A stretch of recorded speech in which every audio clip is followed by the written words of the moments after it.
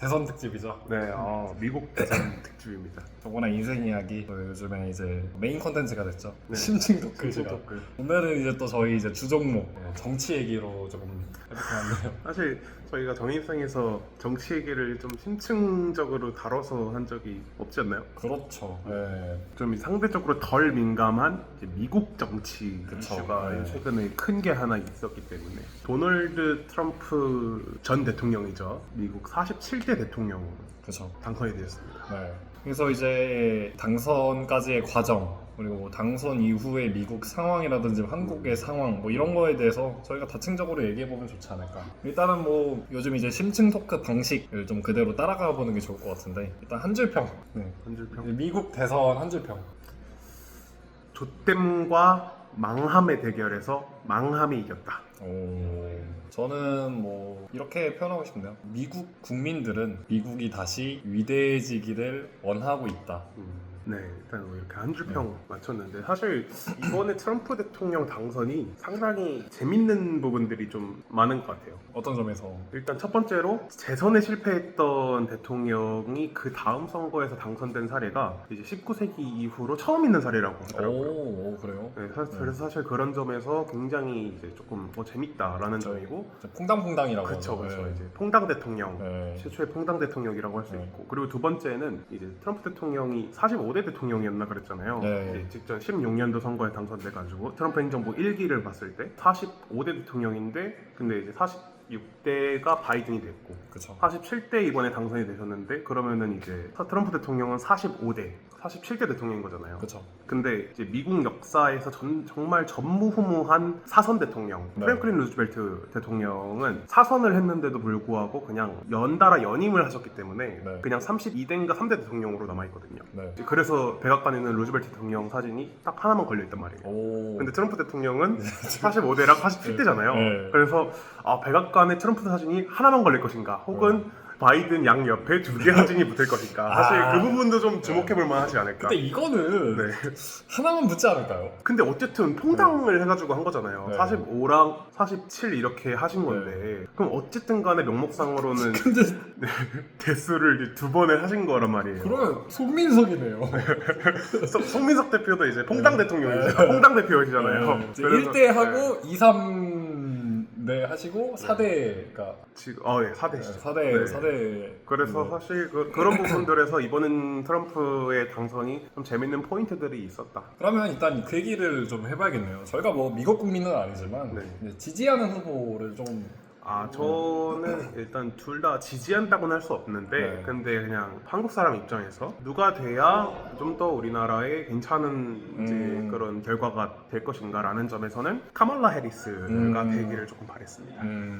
권한님은? 반면에 저는 좀 지지 후보를 좀 뚜렷하게 내세웠었죠. 옛날부터 이제 도널드 트럼프의 지지자로서 이제 얘기를 해왔고, 실제로 이제 지지 활동을 좀 했었는데, 실제로 정인생에 또 이제 가장 출연시키고 싶은 이제 유명 인사 1위거든요. 이렇게 애정을 많이 보여줬는데 실제로 이제 당선이 돼가지고 한편으로는 좀 기쁘면서도, 일단은 뭐 지지 후보를 좋아하는 것과 별개로 또 향후 세계의 정치가 어떻게 될지는 또 다른 문제이기 때문에 그거에 대해서 저희가 좀 얘기를 해보면 좋지 않을까. 이번 대선 되게 또 재밌었잖아요. 원래는 이제 트럼프와 바이든의 대결이었다가 나이 많다는 이유로 쫓겨나가지고 해리스가 됐는데, 또 이제 지지율이 또 처음에는 트럼프가 엄청 압도적이었다가 또 해리스가 따라붙다가 최근에는 뭐 거의 50대 50 가까이 이렇게 여론조사가 나왔는데, 또 막상 선거를 까보니 트럼프의 압승으로 끝났는데, 뭐 이제 이 흐름 같은 거를 좀 어떻게 보셨나요? 트럼프 대 바이든 이제 초창기 구도로 갔으면은 아마 뭐 지지율 격차가 더 큰 상태에서 트럼프가 그냥 낙승을 했을 거라고 예상을 해요. 근데 카멀라 해리스가 어쨌든 후보가 교체가 됐고, 근데 지금 선거인단 수 차이로나 이렇게 압승을 한 것처럼 보이지, 사실 득표율로 따지면은 막 그렇게 드라마틱한 차이는 아니거든요. 그래서 어쨌든 경합주에서 누가 더 우세를 가져갔냐에 따라서 선거 결과가 바뀌었다고 보는 게 맞겠고, 트럼프의 압승이다, 뭐 결과는 이미 미국 국민들은 정해져 있었다라고 분석하는 거는 조금 의미가 없지 않나. 어쨌든 득표율로는 별로 차이가 안 나는 게 팩트니까. 실제로 제가 한번 찾아봤는데 전체 51%인가? 그러니까 트럼프가 51, 해리스가 49. 그러니까 거의 이제 이제 접전이었어요. 근데 이제 미국은 선거 인단으로 투표를 하니까 그게 차이가 위너 텍스 올이니까 차이가 많이 나는 건데 실제로는 비등비등했다. 근데 또 저는 그거를 얘기하고 싶어요. 그동안 이제 여론조사들이 미국 여론조사는 특히 계속 틀려왔거든요. 일단 16년도 이제 힐러리 클린턴 대 도널드 트럼프 때는 그건 희한한 선거죠. 그 선거는. 그거는 이제 진짜 뭐 힐러리 압승을 예상하는 이제 여론조사가 거의 대다수였거든요. 네. 근데 막상 까보니까 트럼프가 이겼고 그리고 심지어 2020년 여론조사도 틀렸고요. 네. 그리고 이번 여론조사도 틀렸습니다. 네. 그래서 여론조사가 사실 미국은 양당제이기 때문에 네. 50대 50인데 그걸 3번 연속 틀리는 게 맞나. 그쵸. 네. 근데 사실 저는 뭐 틀리는 것도 있는 미국의 여론조사 자체가 상당히 편향성이 있다고 생각하는 사람이에요. 왜냐면은 미국은 어쨌든 간에 금권 정치라는 게 제한적으로 허용되는 국가잖아요. 그래서 언론사들이 지지하는 후보를 직접적으로 드러내면서 이제 편향적인 보도를 하기도 하고, 근데 특히 이번 선거 같은 경우는 저희가 들으면 알만한 워싱턴 포스트, 뉴욕 타임즈 이런 메이저 언론사들이 해리스 후보를 직접적으로 지지 표명을 했단 말이에요. 그래서 어쨌든 여론조사 자체도 좀 편향적으로 드러날 수밖에 없었지 않았을까 그런 생각이 듭니다. 그래서 이번 선거의 총선은 저는 그거라고 봤어요. 차이 트럼프가 많을 것인가, 차이 해리스가 많을 것인가의 싸움이었다고 보는데 차이 트럼프가 많았다. 실제로도 많았다. 왜냐하면 여론조사에서 매번 드러나지 않는 게 차이 트럼프였는데, 그래서 실제로 2016년도에서도 그 막상 까보니까 중도층이 트럼프를 지지하면서 선거 결과가 갈렸고, 이번에도 여론조사적인 측면에서는 거의 비등비등했는데 까보니까 트럼프 지지자들이 더 많았던 거잖아요. 네. 그러니까 중도층이 이제 이번에도 트럼프의 손을 들어줄 거나라는 생각이 들었고, 애초에 여론조사는 어쨌든 이제 이제 완전 끝쪽 사람들만 하다 보니까 중도층을 잘 못 담는 게 아닌가라는 네. 생각이 좀 들어서, 그래서 저는 정준하 씨가 이제 대선 전날에 저한테 물어봤어요. 이번에 좀 대선 어떻게 될 것 같냐.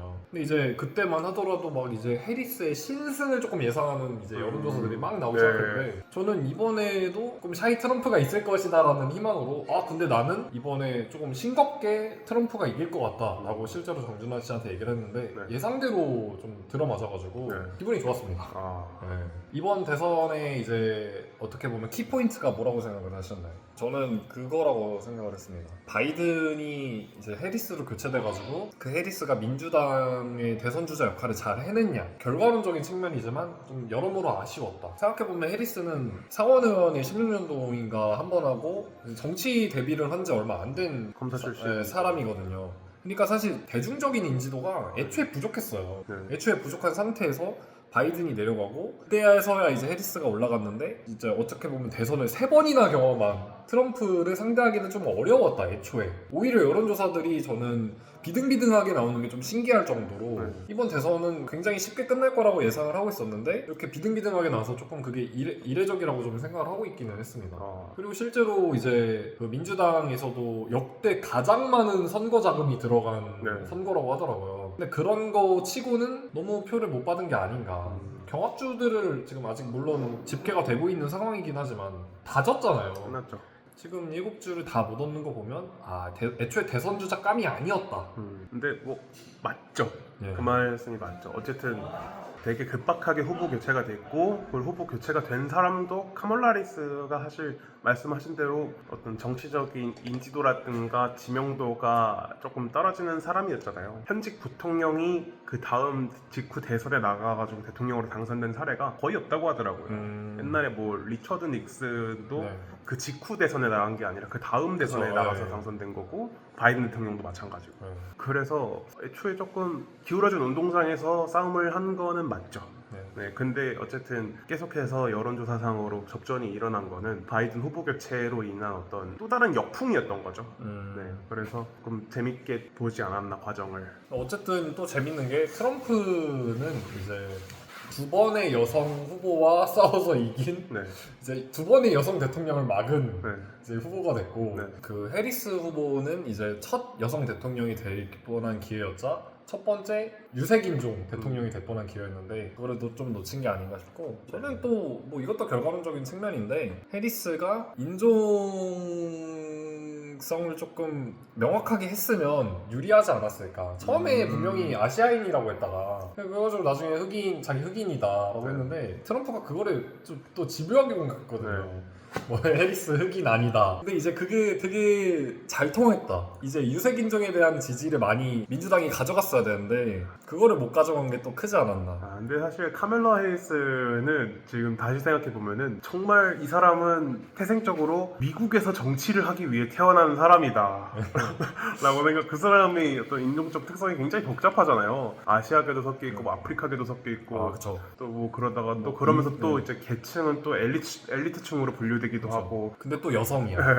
그래서 사실 와 이 사람은 진짜 정치를 하기 위해 짬뽕된 사람이구나라는 생각을 하면서도 근데 또 대선에서는 또 그게 역부족이었다. 오히려 그거를 잘 이용하지 못했던 부분 그런 거를 바나님이 지적해 주신 것 같습니다. 그래서 저는 이제 이거는 사실 비판적인 의견으로 부딪힐 수도 있는데 트럼프 대통령이 막말에 엄청난 대가시잖아요. 네. 근데 이제 그 막말은 물론 잘못된 게 많죠. 뭐 얘기를 하나하나 까놓고 보면 잘못된 것들도 많고 사실이 아닌 경우도 많은데 선거적인 측면에서 봤을 때는 되게 효과적이고 이번에도 역시나 그런 게 효과적으로 영향을 잘 미쳤다. 어쨌든 해리스를 집요하게 공격한 게 저는 잘 들어맞았다고 생각을 해서 그런 부분을 제가 좋아하는 거거든요. 네. 트럼프를 좋아하는 이유가 그런 막말이 좋아하는 게 아니라 어쨌든 그런 걸로 이기는 능력. 그런 메소드를 네. 좋아하죠.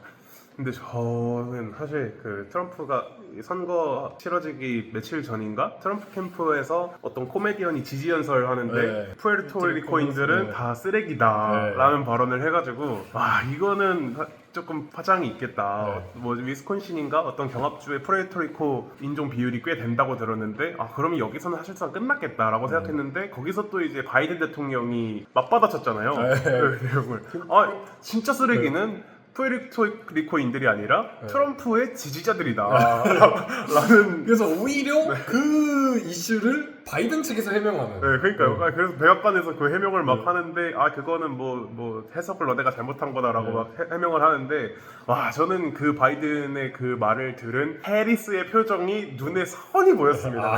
아 오빠 이러면서 가만히 있지 왜 나서가지고. 하여튼 그런 부분들도 어쨌든 트럼프 캠프에서 또 바이든이 그렇게 말을 한 거를 가지고 네. 또 막 그 청소부 복장 입고 나와가지고 네. 지지 연설하고 네. 네. 청소 트러스트 하고 막. 네, 캠페인적인 부분에서 네. 트럼프가 확실히 임팩트 있게 네. 잘했다 마지막까지. 네. 그러니까 약간 이제 트럼프의 지지자로서 좀 그거를 좀 저는 어필하고 싶었어요. 트럼프가 막말을 하는 거가 되게 안 좋게 보이잖아요. 네. 실제로 안 좋은 게 맞긴 한데, 그러니까 단순히 이제 선거적인 측면에서 봤을 때는 되게 효과적이고 되게 잘하는 거다 그게. 그 사실 좀 트럼프 대통령이 지금 뭐 첫 번째 행정부 1기도 하고 이번에 또 당선이 되시고 한 거는 단순히 그냥 트럼프의 개인적인 어떤 역량뿐만 아니라 정확하게 지금 미국 국민들의 시대 정신이 반영된 사람이다.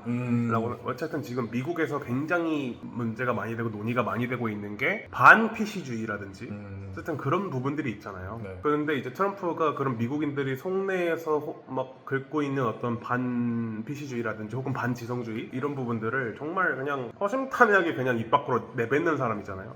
그래서 어쨌든 그냥 그 국민들이 원하는 인물이 정확하게 투영된 사람이 도널드 트럼프라서 어쨌든 두 번이나 대통령을 우여곡절 끝에라도 네. 하신 게 아닌가. 일단은 트럼프 대통령은 이제 대통령을 못 하거든요. 2번 다 하셨기 때문에. 근데 이제 그분은 뭐 자연스럽게 이제 미국 이후 상황에 대해서 조금 얘기를 해보면 좋을 것 같은데 제 생각에는 이제 2번이고 더 이상 연임에 대한 걱정이 없는 대통령이잖아요. 네. 트럼프 1기 때보다 좀 더 과격하게 흘러가지 않을까. 그래서 제가 그 부분을 가장 걱정스럽게 생각을 합니다. 그러니까 뭐 미국의 국내 정치 이거는 사실 뭐 걱정할 게 없어요 저희는. 반면에 국제 정치는 얘기가 많이 다르거든요. 그쵸. 네, 특히 이제 트럼프 행정부 1기 때 미국 정부가 보여준 어떤 공세적인 스탠스라든지 이런 걸 생각하면은 사실 미국의 동맹국인 입장에서 걱정을 안 할 수는 없습니다 사실.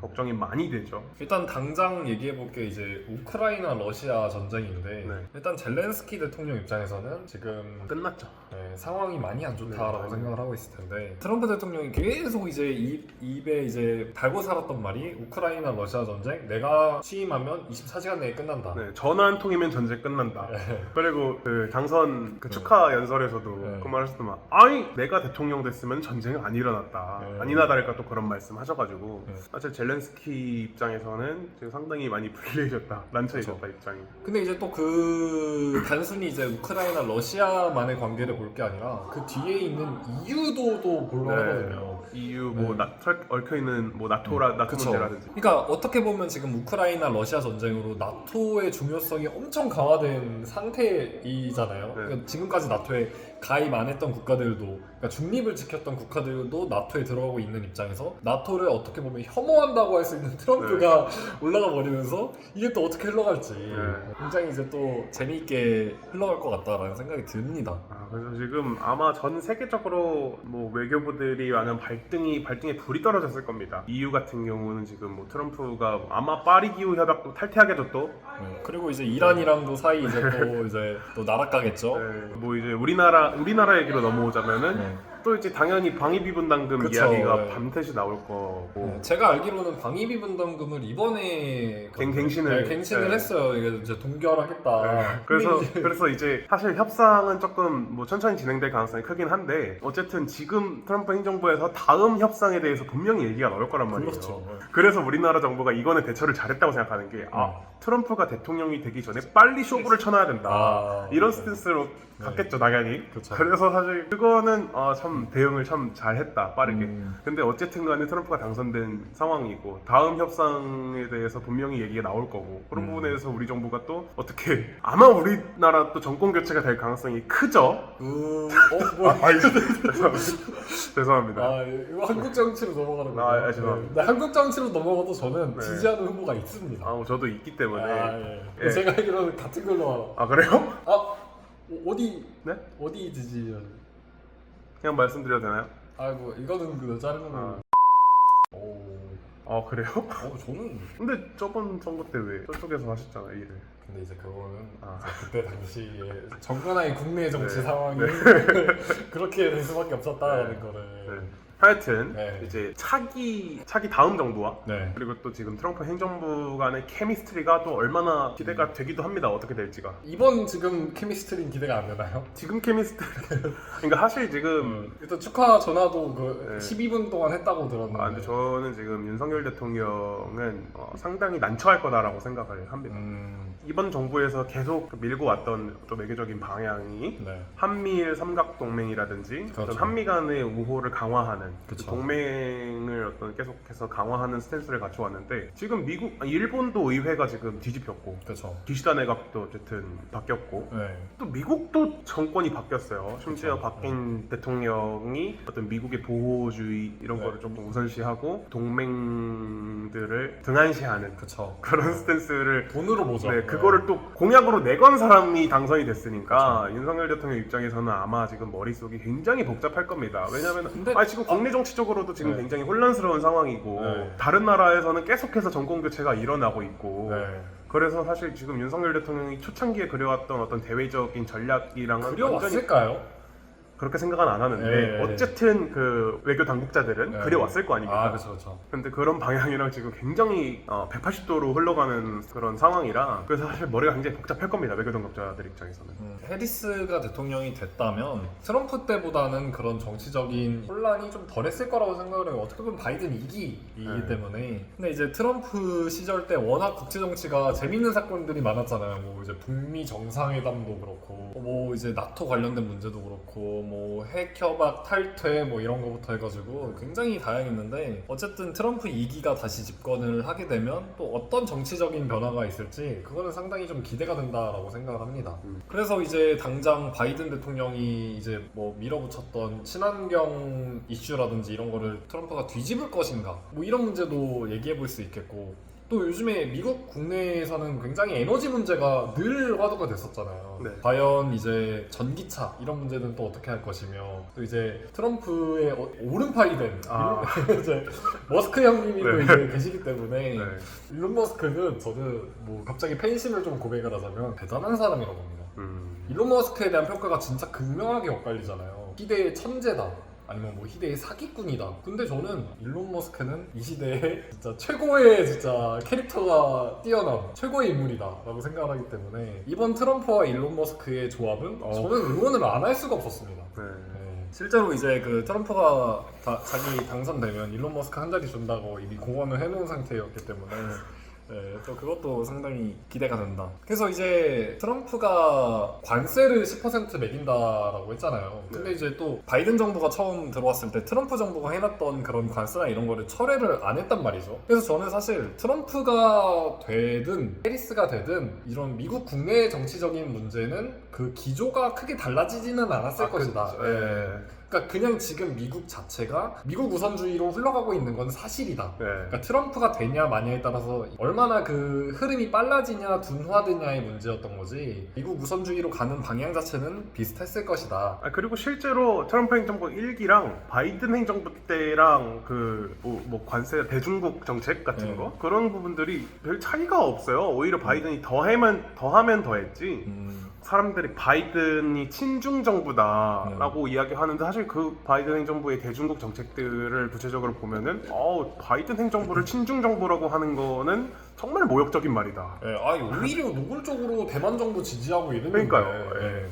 그래서 막 우리나라 특히 이제 애국 보수분들 미국 정치를 잘 모르시고 이제 그냥 바이든이 민주당이니까 트럼프가 이제 중국을 막 계속 때리고 말로 막 이렇게 계속 똥을 싸고 했으니까 트럼프는 당연히 반중 정책을 했고 그리고 그 반대에 있는 바이든은 당연히 친중일 것이다라고 오해를 하는 부분들이 있는데 사실 그렇지는 않았고요. 그래서 그런 중국에 대한 스탠스는 사실 미국의 뭐 거의 오바마 행정부 때부터 흘러오는 어떤 대전략이기 때문에 독트린이기 때문에 그건 사실 바뀔 건 없을 것 같다. 근데 다만 우크라이나 전쟁은 조만간에 끝날 것 같다 라는 생각이 드네요. 왜냐면 어쨌든 지금 계속 우크라이나랑 러시아랑 교착 상태에 있는 게 미국이 뒤에서 우크라이나를 계속 지원을 해주고 있기 때문이라 생각을 했거든요. 근데 그런 부분들이 아무래도 줄어들 것 같기 때문에 조만간에 끝나지 않을까. 그러니까 생각해보면 우리나라는 이제 무역으로 먹고 사는 나라인데 수출로 먹고 사는 나라인데 제일 많은 수출을 하는 국가 그러니까 무역을 왔다 갔다 하는 국가가 중국, 두 번째가 제가 알기로는 미국이에요. 그 둘이 지금 엄청난 갈등을 겪고 있는 상황으로서 진짜 우리나라야말로 그런 세계 흐름에 어떻게 대응해야 될 것인가 라는 생각을 되게 많이 해야 된다. 근데 이제 조금 국내 정치적으로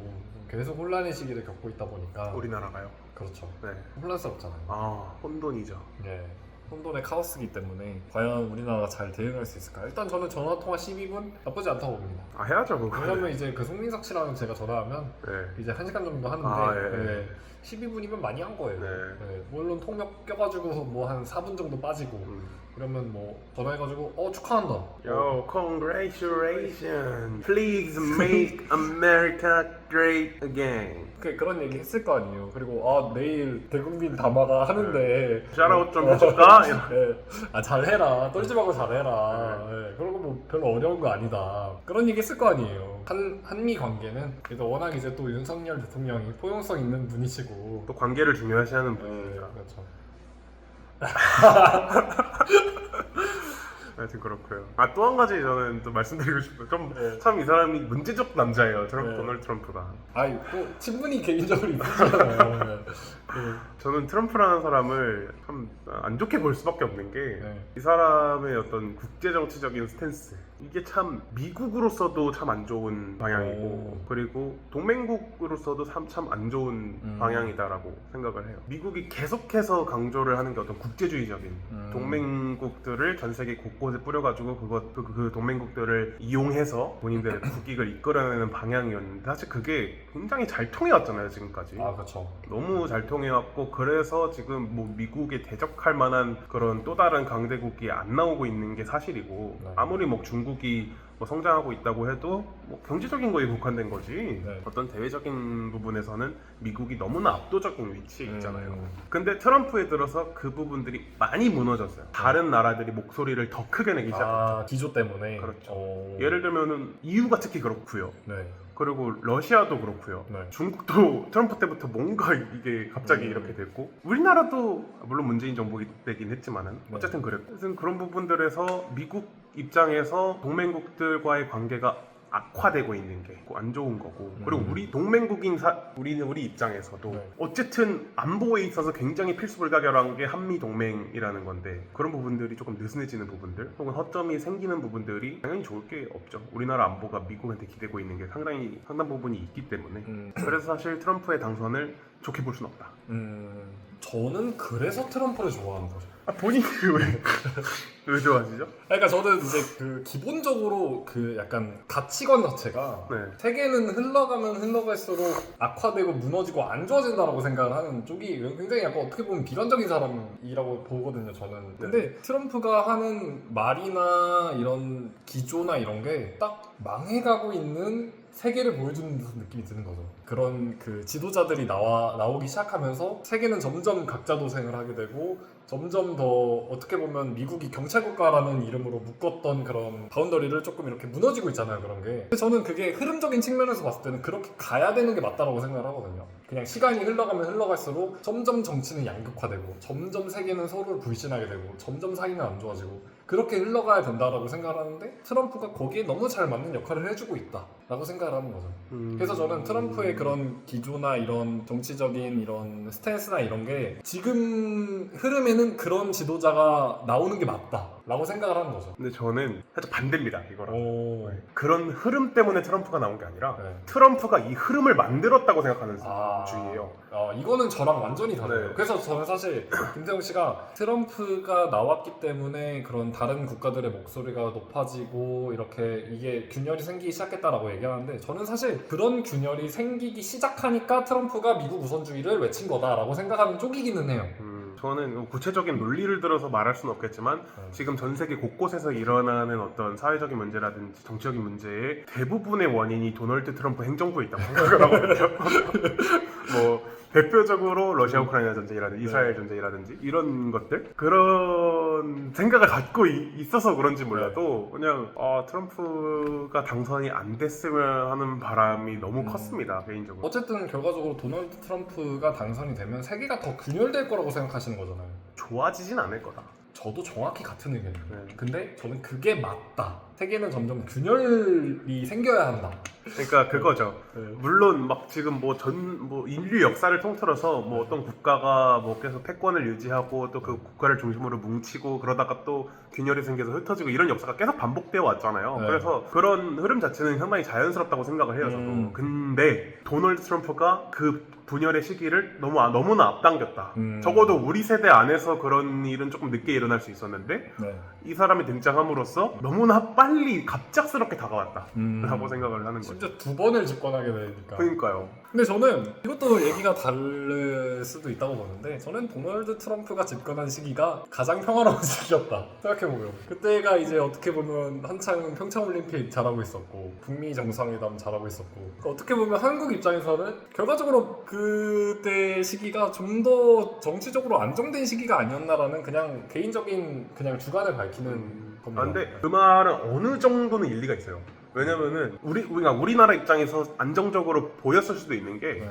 그때 문재인 정부가 하려고 했던 스탠스랑 도널드 트럼프에서 하려고 했던 스탠스랑 그 니즈가 맞아떨어졌다 생각하거든요. 문재인 정부도 어쨌든 그거를 국내 정치적으로 이용하려든 뭐든 네. 북한과의 협상 테이블을 원했고 네. 트럼프도 이제 재선을 앞두고 그쵸. 네, 그거를 원했고 그렇기 때문에 북미 정상회담도 성사가 됐었던 거고 그리고 또 트럼프 행정부가 문재인 정부랑 물론 방위비 분담금 협상 같은 거에서 마찰이 있긴 했지만은 대북 정책에 관해서는 거의 뭐 둘이서 최강의 조합을 보여줬기 때문에 뭐 셋이 막 그 판문점에서 만나고 그랬잖아요. 그러니까 사실 이게 저희도 태어나 처음 보는 그림이 이제 그때 성사가 돼가지고 예. 하여튼 뭐 그래가지고 어쨌든 그거는 뭐 그냥 양측 정부의 니즈가 맞아 떨어져서 그랬던 거지. 근데 지금 우리나라 윤석열 정부의 어떤 정치적인 방향성과 도널드 트럼프가 공약으로 내걸었던 방향성은 많이 엇나가는 부분이 있기 때문에 조금 한미 관계에서 조금 마찰음이 클 것 같다. 윤석열 대통령이 임기를 계속 끝까지 마친다면. 네. 저는 그래서 조금 이제 정리하는 분위기로 가자면 저는 재선을 노리지 않아도 되는 도널드 트럼프는 굉장히 위험하다. 아무도 막을 수 없어. 네. 거의 뭐 브레이크가 고장난 8톤 트럭이잖아요.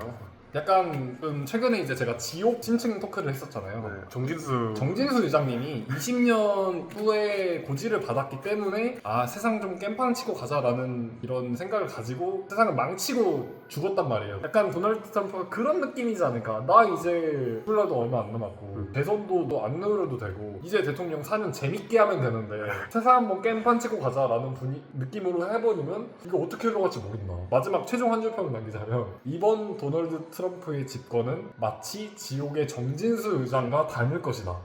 세상은 더 혼란의 그 시국으로 빠질 것이다. 네. 라고 이제 좀 최종 이제 미래를 좀 이렇게 예측을 해보는 거죠. 저도 한 가지 예측을 하자면은 이제 48대 미국 대통령 선거가 4년 뒤에 치러질 거잖아요. 네. 무조건 민주당 후보가 당선됩니다. 오. 근데 안 되면 어떡해요? 아 됩니다. 그래서 지금 미국 정치가 상당히 불안정하다라는 네. 겁니다. 그러면 저도 과감하게 베팅 한번 하겠습니다. 48대 미국 대통령 공화당에서 나온다. 이거에 대한 조금 논리적인 말을 좀 하자면 저는 어제 김지훈 박사님의 네. 미국 대선 라이브 방송을 시청을 했습니다. 네. 근데 거기서 김지훈 박사님이 되게 유심히 본 거는 그 캘리포니아와 뉴욕의 득표를 봤는데 이번에 도널드 트럼프가 뭐 44%? 막 이런 식으로 굉장히 높은 표를 받았다고 하더라고요. 사실 그런 지역에서 당연히 민주당이 가져가야 되는 지역은 맞는데 거기서 공화당 후보가 40% 넘게 나온 경우가 뭐 없었다라고 했나 거의 없었다라고 했는지는 모르겠는데 저 굉장히 이례적이고 굉장히 많은 표를 받았다라고 하더라고요. 그래서 이미 지금 상원은 공화당이 가져갔고 그죠. 하원은 아직 결과가 안 남았는데 뭐 만약에 하원도 공화당이 가져가게 된다면 민주당은 이 참패를 극복할 수 있는 시간이 4년은 짧을 수도 있겠다라는 생각이 드는 거죠. 근데 대통령이 도널드 트럼프라면은 이야기가 다르다고 생각합니다. 오. 어쩌면은 시기가 앞당겨질 수도 있을 수도 있다. 아. 근데 뭐 지금 상원이 공화당이라 그럴 일은 네. 없겠지만 네, 그거는 안 되죠. 네. 좀 이제 정리를 하자면 그러면 이제 최종 한 줄 평. 달라질 건 없다. 그냥 달라질 건 크게 없을 것 같다. 저는 많이 악화될 것이다. 근데 악화는 되는데 인류 멸망 수준으로까지 악화되지는 않지 않을까 그런 바람입니다. 그리고 되게 다른 얘기긴 한데 네. 트럼프랑 바이든이랑 딱 4살 차이거든요. 네. 그래서 트럼프가 이번 임기가 끝나면은 바이든이 이번에 임기가 끝나는 나이랑 같은 네. 나이가 돼요. 네. 그래서 참 둘이서 이제 네. 최고령 대통령 사이 기록인데 그래서 참 재밌다. 참 궁합도 안 보는 4살 차이라더니 되게 웃기지 않아요? 그러니까 그 바이든이랑 트럼프가 싸울 때 나이 많다고 엄청 깠잖아요. 그게 토론의 주된 그거잖아. 네. 너 골프 너 잘 못 치잖아. 근데 뭔 소리야? 네. 나 아직 쌩쌩해. 아니 그러니까 너무 유치한 거예요. 그러니까 네. 그 고령 문제가 당연히 리스크가 있죠. 근데 있는데 대선 후보 토론에서 그런 얘기가 메인 주제로 나온다는 네. 게 뭐 거의 뭐 능아들이다. 저도 뭐 이런 말씀 드리면 그런데 거의 햄질먹급이다. 아니 대선에서 그래도 4살 차이잖아요. 그때 4살 차이면 그냥 친구예요 따지고 보면. 언제 죽을지도 모르는데. 근데 그래서 뭐 바이든 나이 많다고. 뭐 건강 진단서 끊어와라. 네. 골프 뭐 몇 홀 치냐 막 이러고 있는 게 그래서 저는 그거 보면서 역시 트럼프다. 그것도 어쨌든 전략이니까. 그러니까 전략이죠 당연히. 왜냐면 사실 그거는 되게 리스크가 큰 전략인 게 실제로 해리스가 후보로 바뀌고 나서 그 고령 리스크가 그대로 자기한테 돌아오잖아요. 그러니까 자기가 한 말을 그대로 해리스가 하게 되면 똑같이 일리가 있는 말이 돼버리기 때문에 그래서 이제 트럼프 입장에서는 그 나이로 까고 해리스는 인종으로 까고 그런 이제 전략 자체가 너무 나쁘지만 선거적인 측면에서는 너무 잘하는 선택이다. 요즘 대중들에게 딱 맞는 그거다. 근데 이제 어쨌든 미국 대선이 끝났습니다. 미국 대선이 이제 끝났죠. 근데 이제 전 세계적으로 이제 또 이제 큰 대선이 하나 남아있잖아요. 큰 선거가 아직 하나 남아있죠. 아마 제가 알기로는 올해 마지막 선거. 전 세계에 있는 선거 중에 마지막 선거. 네, 사실상 큰 선거 중에 하나 마지막 선거다. 그쵸. 반장 투표 뭐 이런 거 말고. 반장 투표 이런 거 뭐 정교회장 선거 이런 거 말고 네. 저기 유건들 대표 선거가 그쵸. 나기 때문에 이번에 대표 선거. 12월 29일이죠. 그래서 이제 좀 유건들의 미래에 대해서 조금 얘기를 해보자면 미래에 어떻게 될 거라 보시나요? 유건들의 미래 뭐 크게 달라질 건 없다. 크게 달라질 건 없다. 크게 달라질 건 누가 되든 크게 달라질 건 없다. 또 되게 공교롭게도 이번 대선이랑 또 비슷해요. 보면 이제 현직 대표이신 분도 나오는 걸로 알고 있고 그리고 이제 좀 굉장히 좀 강경한 스탠스로 이제 그리고 스탠스 자체도 약간 조금 급진적이신 분 한 분 계시고 극우주의적인 약간 그리고 좀 중도를 표방하고 있는 분도 좀 네. 계신 것 같고. 중도를 표방하고 있는 어떠한 좀 나쁘게 얘기하자면 약간은 위선적인 네. 그런 후보가 있고.